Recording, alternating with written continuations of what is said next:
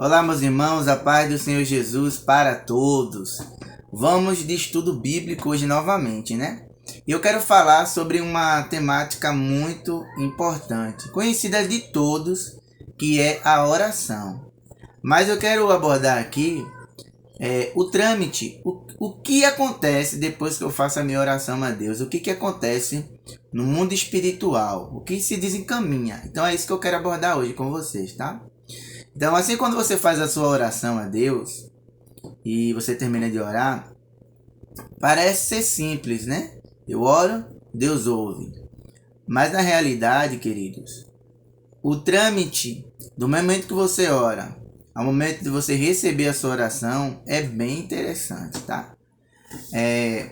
Para cada crente, eu posso aqui afirmar, biblicamente, que existem anjos que Deus envia para estar acompanhando nosso dia a dia, participar do nosso dia a dia. Eu não quero aqui falar de angiologia, mas eu quero apenas dar uma ideia para você entender o contexto que eu quero ensinar.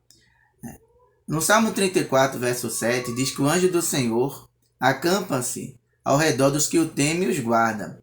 Então, não só esse texto bíblico, como vários outros textos eu poderia aqui estar citando como base de que os anjos nos acompanham dia a dia.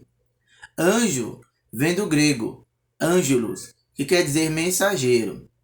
Existe, no estudo da angiologia, 7 classes de anjos.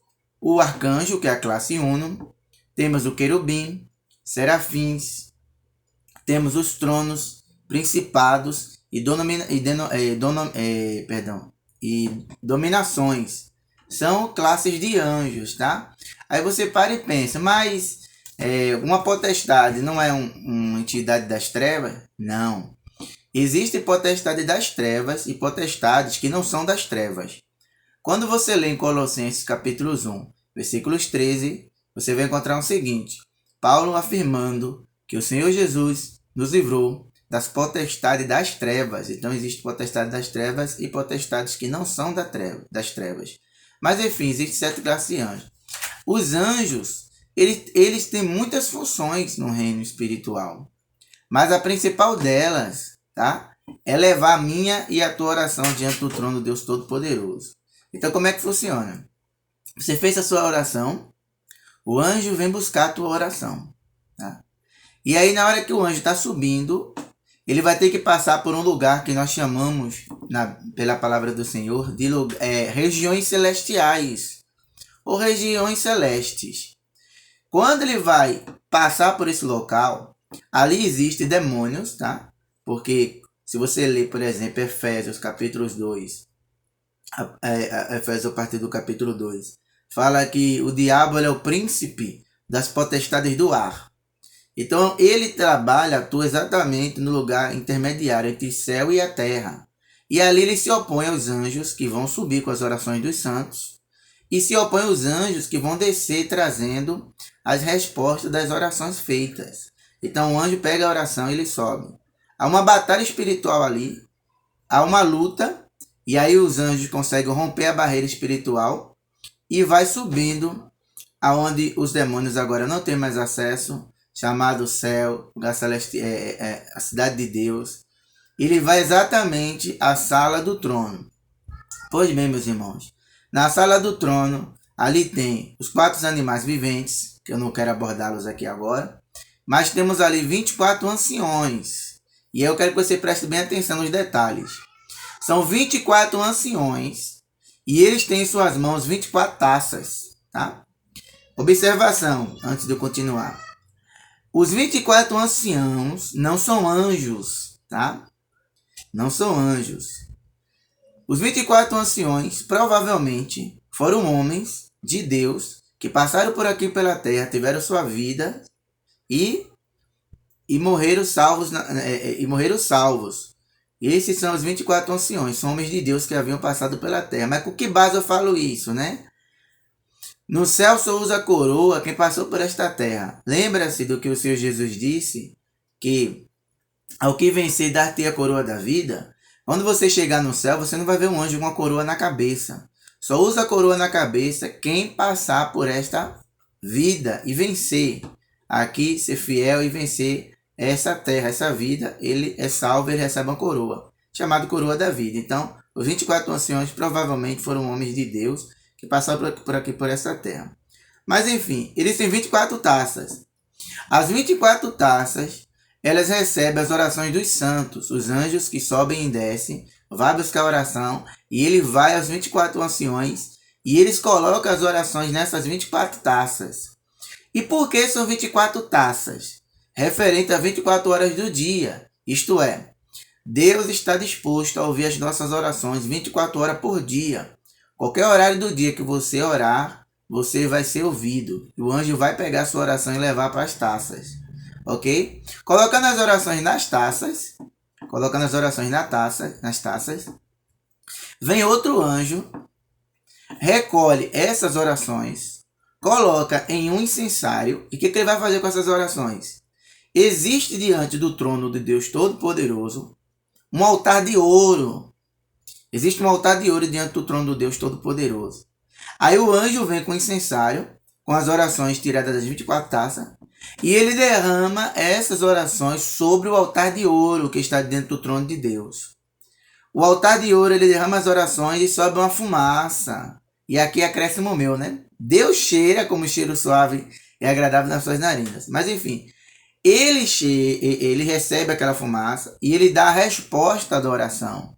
E aí o anjo que trouxe a oração, ele agora vai levar a resposta da tua e a minha oração. E aí ele desce. A mesma coisa acontece na volta, irmão. Ele vai ter que passar pelas regiões celestiais. E ali tem principados e potestades das trevas que vão se opor à descida desse anjo do Senhor trazendo a resposta da oração.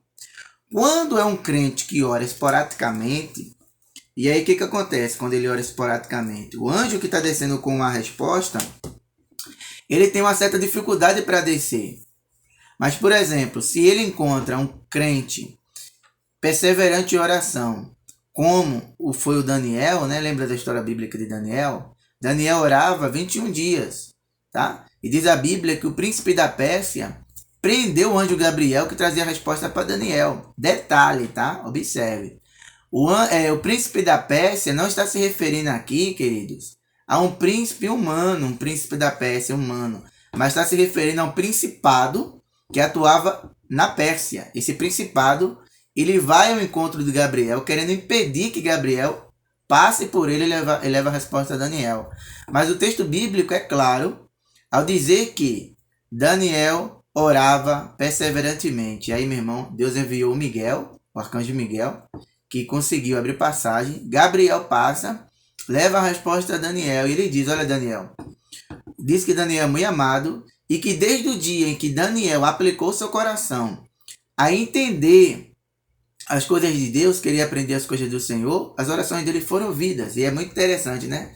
Porque o Gabriel diz: eu vim por causa das tuas palavras. Então Daniel estava ali, naquela batalha espiritual, orando, perseverando, até que a resposta dele, da oração que ele já havia feito, tivesse vindo até ele. Tá entendendo? Então aí o anjo, quando encontra um crente perseverante em oração, ele fura aquela barreira espiritual, desce com a minha e com a tua resposta.